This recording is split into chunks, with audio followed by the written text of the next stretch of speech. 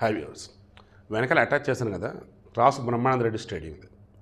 ఈ గుంటూరులో RTC bus near బైనే ఉంటుంది.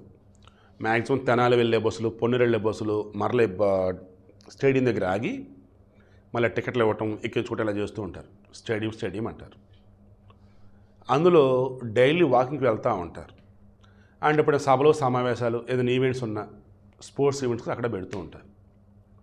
అటువంటిది ఈరోజు ఎంత దారుణంగా ఉందో చూడండి.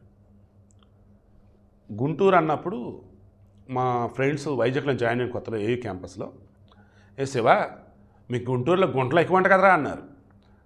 గుంటూరులో గుంటల ఉంటూనే ఉంటారు, అక్కడక్కడ గుంటలు అన్నా. అక్కడక్కడ ఉండేది ఏంట్రా అన్నారు. రోడ్ల మీద గుంతలే కదా అన్న.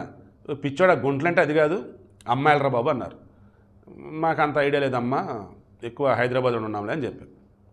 సో ఇప్పుడు నేను చెప్తుంది ఏంటంటే, గుంటూరు గుంట గ్రౌండ్స్ ఇదిగో ఇప్పుడు వచ్చేసి గుంటూరులో గుంటలు, నాట్ లేడీస్ గుంటలు.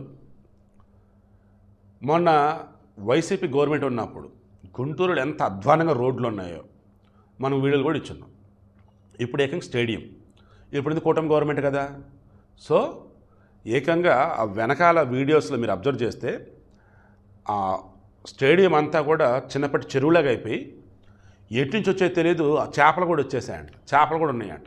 ఎవరైనా పెంచుకున్నారా వచ్చాయంటే అదే ఆశ్చర్యంగా ఉంది. ఒకవేళ మేఘాల నుంచి పడి ఉన్నాయా. సో కూటమి గవర్నమెంట్ రిక్వెస్ట్ చేస్తున్నా, అయ్యా ఒక్కో ప్రాంతానికి కొన్ని స్థలాలు, కొన్ని ప్రాంతాలు, కొన్ని గుర్తింపులు తెస్తూ ఉంటాయి. స్టేడియం అంటే గుంటూరు స్టేడియం అంటే ఒక బ్రాండ్. అది ఇంత దరిద్రంగా ఉంది అంటే ఏంటి అసలు అది?